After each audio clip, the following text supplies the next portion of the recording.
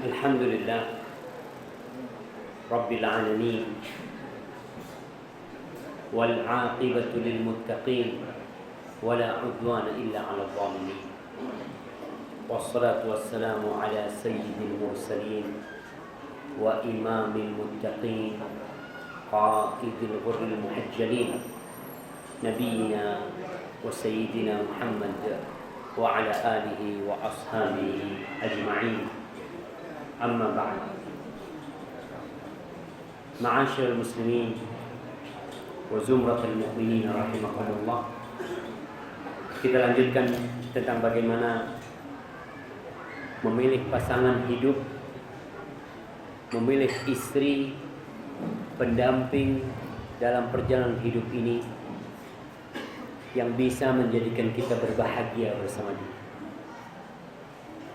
Kaum pria memiliki kecondongan dan selera yang berbeda-beda dalam memilih pasangan.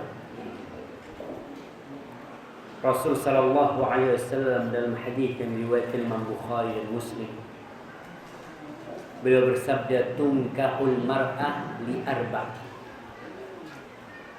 Wanita itu dinikahi karena 4 hal.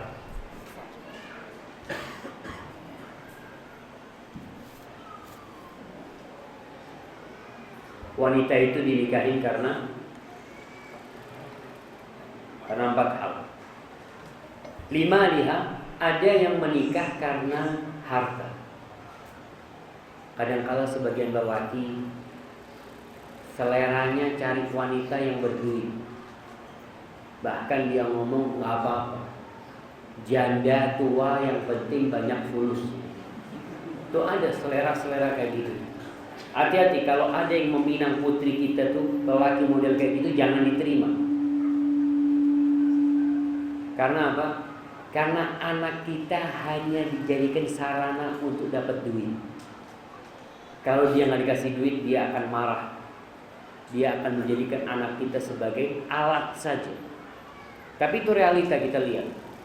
Ada seorang laki menikahi wanita itu karena gara-gara hartanya. Yang kedua, li hasabiha, karena faktor garis keturunan, ningrat. Kalau di Arab itu qabilah itu ada makomnya beda-beda. Ada yang disebut gabail, masya Allah. Marga-marga yang memiliki banyak pengikut tuh Bang. Kita kalau di sini mungkin anaknya bupati, anaknya siapa. Yang ketiga, li jamaliha. Ada yang menikahi wanita karena cantik. Tidak sedikit lelaki, ya rata-rata lelaki itu suka dengan wanita yang cantik. Namun relatif, kecantikan itu relatif. Yang buat antum cantik belum tentu menurut ana cantik. Yang menurut ana cantik belum tentu menurut antum. Itu relatif. Tapi ada yang karena kecantikannya. Kenapa kalau nikahin perempuan itu dia akan mengatakan, Ustaz, di kampung nggak ada yang lebih cantik dari dia. Dia tuh bunga desa. Masya Allah. Tapi dia lupa bahwasanya yang namanya kecantikan itu tidak akan bertahan lama. Rasul sallallahu alaihi wasallam mengatakan yang keempat, ada lelaki yang meminang wanita karena agamanya, didinya. Terkadang agama ini jadi faktor terakhir. Yang pertama kaya, yang kedua faktor kedudukan, yang ketiga cantik. Kalau sudah dapat nih cantik, kaya, juga orang terhormat, agamanya nggak ada, apa kata kita? Gampang Ustaz, agama kan bisa diperbaiki. Ada orang yang nggak benar kayak gitu. Dia lupa bahwa Rasul sallallahu alaihi wasallam mengatakan fadfar bilatiddin taribat yadah. Kalau kau ingin selamat hidup, kau ingin membina rumah tangga yang dapat mengantarkan menuju surga, cari yang agamanya baik. Selamat hidup. Bagaimana seorang yang memiliki istri yang cantik tapi kurang ajar sama suami? Istri cantik dan kaya karena merasa dia yang punya duit, dia menekan suaminya. Apa gunanya? Tapi kalau kita memiliki istri yang salihah, yang agamanya baik selamat hidup di dunia wa fil akhirah insyaallah. Itu faktor yang pertama. Carilah wanita yang agamanya baik dan akhlaknya mulia, yang dia menerima suami apa adanya. Rasul sallallahu alaihi wasallam ketika beliau ditanya tentang harta yang paling mulia, yang seharusnya kita berlomba-lomba mengumpulkan harta itu, kata Nabi alaihi salatu wassalam, afdaluhu lisanun dzakir wa qalbun syakir wa zaujatun mu'minatun tu'inuhu ala iman. Harta yang paling mulia di muka bumi ini 3. Yang pertama, lisan yang pandai berzikir. Yang kedua, hati yang bersyukur. Dan yang ketiga, istri yang membantu suami untuk taat kepada Allah. Yang kalau malam hari dibangunin, bang, gak mau sholat witir, Masya Allah. Dibangunin, bang, besok hari Senin, bang, kamu puasa sunnah, Masya Allah. Istri kayak gini nih yang dicari. Bukan istri yang dapat membantu urusan dunia, istri yang membantu bikin rumah, bukan, kata Rasul sallallahu alaihi wasallam. Kemudian yang kedua, carilah istri yang maharnya murah. Itu kata Rasul sallallahu alaihi wasallam, inna min yumnil mar'ati taisiru rahimiha wa taisiru sadaqiha. Kata Nabi SAW, termasuk berkahnya seorang wanita itu yang gampang melahirkan rahimnya dan yang murah, mudah maharnya. Di Aceh berapa pasaran? Hah? 16 apa? 40 apa? 120 gram. Masya Allah, susah. Cari yang 5 gram. Iya, kita cari. Dan antum bisa milih. Kalau orang tua yang sudah soleh, orang tua yang agamanya baik, dia tidak akan melihat kepada duit. Dia melihat anaknya nih, Masya Allah, dipinang oleh seorang lelaki yang soleh, dia kasih. Makanya antum cari mahar yang murah. Tapi kalau memang pasarannya kayak gitu, memang ada pasarannya. Jadi kalau nikah, kadang-kadang kita nikah tidak disebutkan mahar. Sudah, aku kawinkan kau dengan putriku, lalu kita katakan aku terima. Selesai pernikahan, maharnya tidak disebutkan, maka maharnya ikut pasaran. Kalau perempuan kayak gini nih, cantik, anaknya orang kaya, berpendidikan, umpamanya maharnya 1 miliar, ya 1 miliar dibayar. Itu ikut pasaran. Ketika kita tidak mampu, nggak apa-apa, ngutang. Boleh kredit mahar itu. Boleh jemaah. Jadi ketika akad nikah itu ada yang namanya naqdan. Qabiltu nikaha wa tazwijaha bil mahril madhkur. Naqdan artinya cash, bayar di depan. Tapi ketika antum nggak mampu, katakan qabiltu nikaha wa tazwijaha bit taksir, dengan kredit selama 20 tahun. Boleh, kita bicara syariat nih, boleh. Ketika kita nggak mampu. Kalau orang tua terima, ahlan wa sahlan, nggak terima, ya jangan dikawini. Makanya antum kalau di sini mahal, berangkat ke Jawa, kita cari. Ada di sana yang insya Allah 5 gram. 5 gram itu 2 juta. Subhanallah. Ini ikut tradisi kadang-kadang. Di Arab mahal-mahal. Yang pertengahan itu ya kira-kira 80.000 real. 8 kali 4 berapa? Ya 320 juta. Makanya banyak di situ perawan tua dan banyak lelaki bujang tua. Nggak kawin-kawin. Akhirnya kawin sama pembantu. Kadang-kala karena nggak bisa. Dia datang ke Indonesia menikah karena mahal nikah di situ. Padahal para ulama sudah berusaha untuk menjelaskan bahwasanya mahar yang mahal itu bukan pertanda kemuliaan buat wanita itu, bukan. Kadang-kala kan orang ngomong, itu berapa maharnya? 100 juta, 200 juta, bangga-banggaan dengan maharnya, bukan. Bahkan Rasul SAW mengatakan termasuk berkahnya seorang wanita yang maharnya sedikit. Sehingga suami itu kalau maharnya sedikit, dia mau sama istrinya, akan nuntut yang macam-macam. Tapi kalau dia bayar mahal, kadang-kala suami mengatakan, "Ana bayar mahal ente ini." Ini jangan macam-macam. Itu terjadi jemaah. Mulai pertikaian gara-gara mahar kadang-kadang. Kemudian kata Rasul sallallahu alaihi wasallam, yang pertama tadi yang akhlaknya mulia, yang agamanya baik, kemudian yang maharnya sedikit. Yang ketiga, cari yang subur dan penyayang. Jangan sembarangan cari istri. Karena salah satu tujuan pernikahan adalah untuk memperbanyak umatnya Nabi Muhammad SAW. Itu tujuan pernikahan. Bukan hanya memuaskan nafsu birah. Maka Nabi SAW dalam hadis riwayat An-Nasa'i dan Abu Dawud, beliau mengatakan, "Tazawwajul waludal wadud, fa inni mukathir bikumul umam." Nikahilah wanita-wanita yang al-wadud. Al-wadud itu yang pengasih. Jangan melihat kepada wajah. Ada wajah cantik tapi ngomongnya kasar. Ada tuh wanita-wanita yang pedes kalau ngomong. Wajahnya cantik tapi gak sesuai. Cari yang wadud, pengasih, penyayang. Sayang sama suaminya, sayang sama mertuanya, sayang sama anak-anaknya. Bagaimana kita mengetahui wanita yang penyayang? Dari pergaulan. Ada perempuan-perempuan yang senang sama anak kecil. Jadi sejak dia itu gadis, kalau ada anak kecil dia gendong, ya, dia sayang, masya Allah. Tapi ada gadis-gadis yang kalau ada anak kecil diusir, sana, jangan gangguin. Jangan kawin sama kayak gini. Akhirnya anak kita nggak diurusin sama dia. Nah, ada perempuan yang memang nggak mau ngurus sama anak. Ada. Maka dari situ Rasul Sallallahu Alaihi Wasallam menceritakan, carilah yang penyayang. Sehingga hidup kita, masya Allah. Kadang-kala ada lelaki ketika kaya disayang sama istrinya.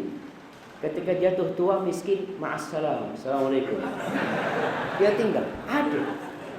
Ada kejadian ini, subhanallah, seorang lelaki menikah dengan wanita, masya Allah, cantik tuan. Dan lelakinya ganteng juga. Suatu saat lelakinya kecelakaan, stroke. Sama istrinya ditinggal. Maka hati-hati, kita jangan melihat kecantikannya juga. Lihatlah kepada al-wadud yang pengasih pada kita. Yang kalau kita pulang ke rumah ditanyain sama istri, "Bang, mau yang hangat apa yang dingin?" Masya Allah. Itu cari istri kayak gitu tuh. Al-walud yang subur yang banyak anaknya. Ada perempuan yang masya Allah, tiap tahun punya anak. Cari yang kayak gitu. Ada perempuan yang sulit punya anak, harus ke dokter dulu, ke sana dulu, usaha bertahun-tahun, kadang-kala ya Allah sulit. Rasulullah SAW menyuruh kita cari yang wali,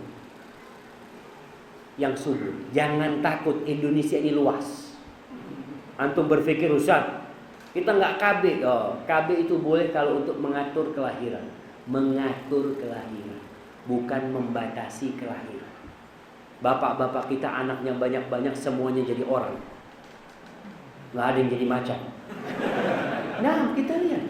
Kadang-kadang sekarang takut, Ustaz, nanti anak banyak gimana mendidiknya, gimana duitnya, subhanallah. Kau tidak ngasih rezeki sama anak. Allah yang ngasih rezeki. Dia di perut ibunya, siapa yang ngasih makan? Allah. Ketika kau mati, siapa yang akan ngasih makan? Allah, bukan kau. Maka jangan takut. Allah mengatakan, nahnu narzuquhum wa iyyakum. Kita ngasih rezeki sama anak-anakmu, dan kepada kalian kita juga yang ngasih rezeki, kata Allah. Maka cari yang subur. Ada seorang ustadz di Bondowoso, masya Allah, dari satu istri punya anak 27. Masya Allah. Jadi antum yang bukan ustadz paling tidak separuh. 13 cukup lah, masya Allah. Satu istri. Ibu-ibu jangan takut. Kadang kalau Ustaz udah tua, gimana punya anak lagi? Subhanallah. Khadijah radhiyallahu taala anha setelah umur 40 tahun punya anak 6. Setelah umur 40 tahun. Jadi jangan selalu percaya sama omongan dokter. Oh, ini kalau punya anak susah, berat nanti. Iya. Yang bikin berat itu kita sendiri. Yang bikin mudah itu Allah Jalla Jalla. Semua yang sulit akan jadi mudah kalau Allah berkehendak. Kadang-kala alasannya masalah mendidik anak sulit, Ustaz, subhanallah. Kita ini kalau dikasih rezeki anak sama Allah, Allah akan kasih kekuatan kita didik anak kita insya Allah. Tidak ada yang mudah kecuali yang Allah bikin mudah. Ada seorang ustadz punya anak 7, semua anaknya hafizul Quran. Ada orang punya anak satu anaknya narkoba di penjara. Satu. Itu realita kita lihat. Kalau kita berbicara tentang pendidikan, ya orang tua lah perhatikan anaknya, minta tolong sama Allah.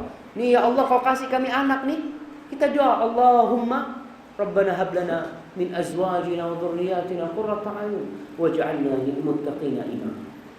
Kemudian cari istri yang cocok sama mata kita. Makanya disyariatkan nazar. Nggak boleh, bukan nggak boleh sih. Jadi antum kalau menikah jangan cuma dengar dari orang.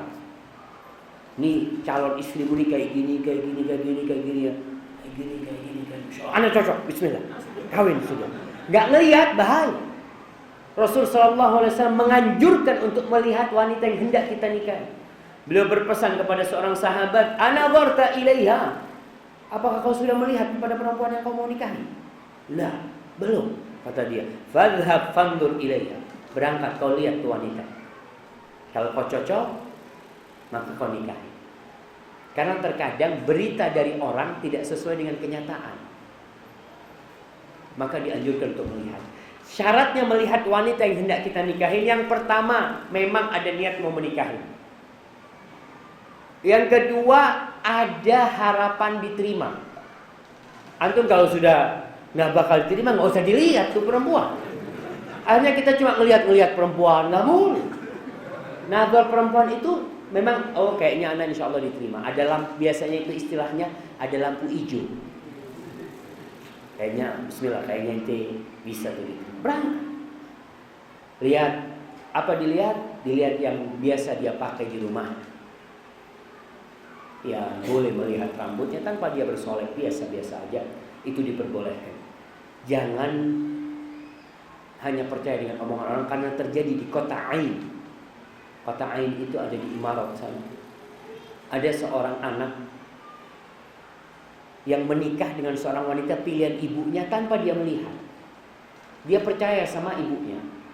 Dan ibunya ketika menceritakan, ya bayangan dia sudah, hidungnya kayak gini, matanya kayak gini, rambutnya kayak gini, udah dalam bayangan dia cocok nih seperti itu.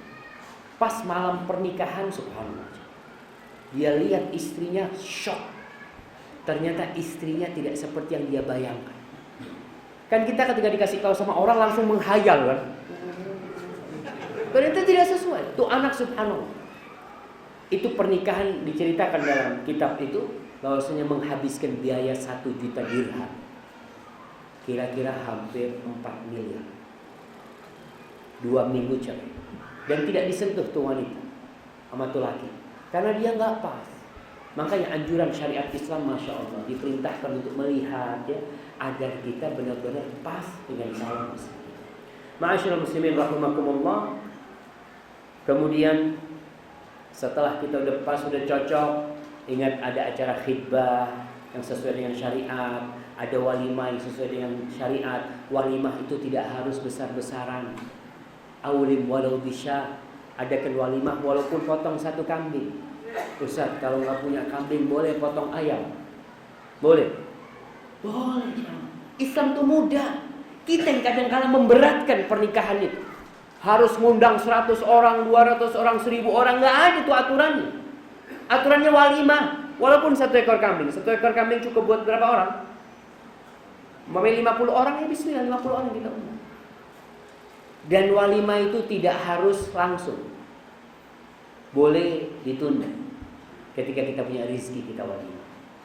Dan boleh walimah itu, kalau di Jawa itu banyak tukang sate keliling. Antum boleh walimah, mamanya habis isya ngomong, yang di masjid ikut ke rumah semua. Ada apa nih? Walimah anak. Panggil penjual bakso, sini. Nih makan bakso semua. Boleh nggak? Boleh. Kita yang memberatkan diri kita dengan walimah yang mewah-mewahan. Rasul sallallahu alaihi wasallam mengatakan syarrut ta'amul walimah yud'a ilaiha man ya'baha wa yumna'uha man ya'tiha. Kata Rasul sallallahu alaihi wasallam, seburuk-buruknya makanan adalah makanan walimah. Yang diundang orang-orang yang kaya, yang miskin gak diundang.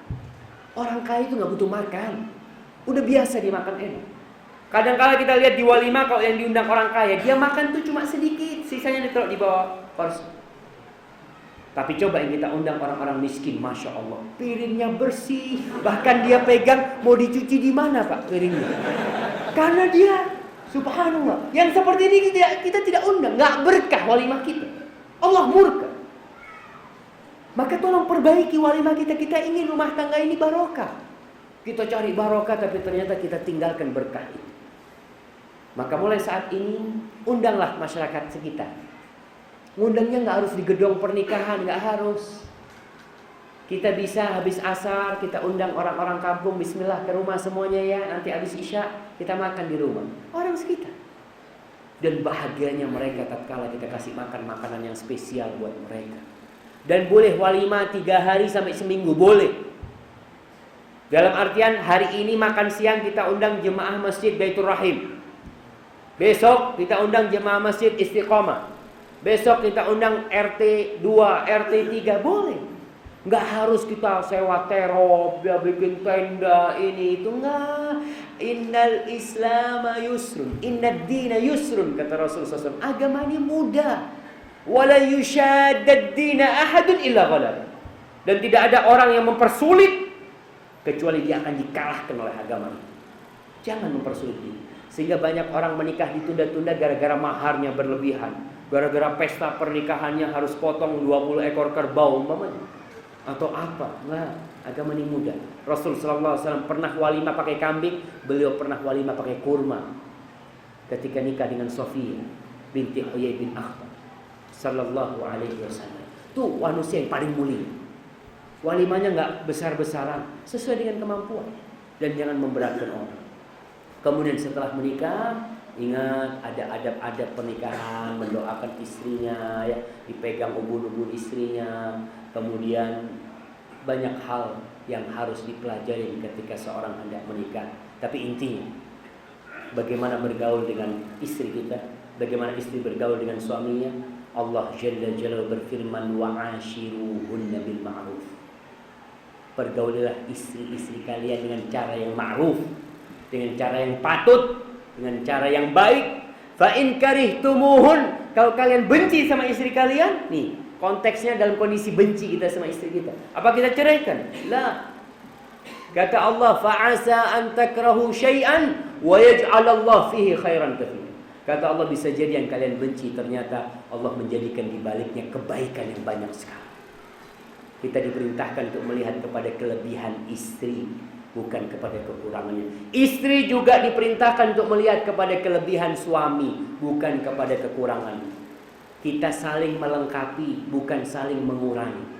Tapi kalau sudah istri melihat kepada kekurangan-kekurangan suaminya, maka pernikahannya tidak akan berlangsung lama. Begitu pula suami, yang kalau dia lihat dari istrinya kekurangan-kekurangannya, subhanallah, seharusnya kekurangan ini kau lengkapi, bukan kau besar-besarkan. Rasul sallallahu alaihi wasallam bersabda, la yafraq mu'minun mu'minah in kariha minha khuluqan radiya minha akhar. Enggak boleh itu seorang lelaki yang beriman, seorang suami yang beriman membenci istrinya yang beriman. Kalau dia benci dengan beberapa perilaku istrinya, bukankah ada perilaku lain yang dia sukai? Buktinya kau datang meminang dia. Cukup keimanan sebagai kelebihan seorang wanita muslimah. Dia beriman kepada Allah. Kalau kita lihat istri kita mungkin tidak pandai memasak, tapi alhamdulillah dia pandai mengaji. Kalau kita lihat istri kita tidak pandai mengaji, alhamdulillah dia pandai bersolek buat suaminya. Alhamdulillah. Lihat kepada kelebihannya. Insya Allah begitu pula seorang istri. Dia melihat suaminya tidak terlalu ganteng, mungkin lebih ganteng suaminya tetangganya. Kadang-kadang kita seperti itu. Rumput tetangga selalu lebih hijau dari rumput sendiri. Maka lihat kepada kelebihan suaminya. Tundukkan pandanganmu, jangan melihat laki-laki lain. Lihat nih pemberian Allah kepadamu. Insya Allah ada kelebihan dia. Kalau dia tidak ganteng, tapi dia mungkin santun berbicara, dia mudah berbagi, alhamdulillah.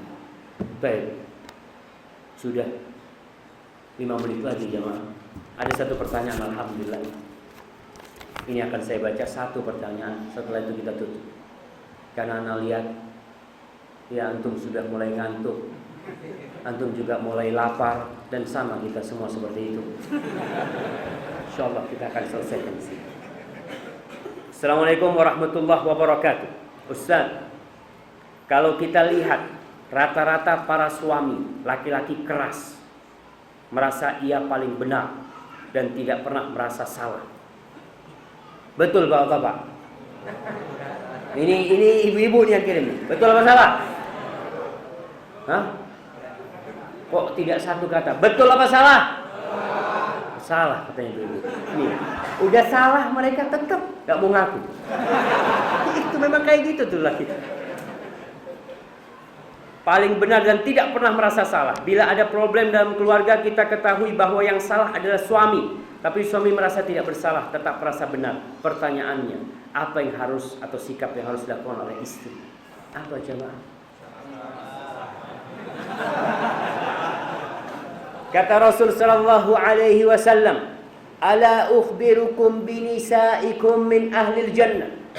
Qulna bala ya Rasulullah. Mau enggak kalian aku kasih tahu siapa sih wanita-wanita yang akan menjadi penghuni surga? Istri-istri kalian. Kata sahabat, beliau mengatakan alaihi salatu wassalam, kullu wadudin waludin idza usi'a ilaiha au ghadiba zawjaha.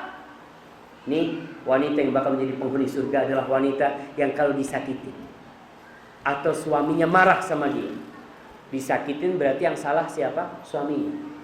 Atau suaminya marah atau dia yang marah, maka wanita ini akan datang kepada suaminya.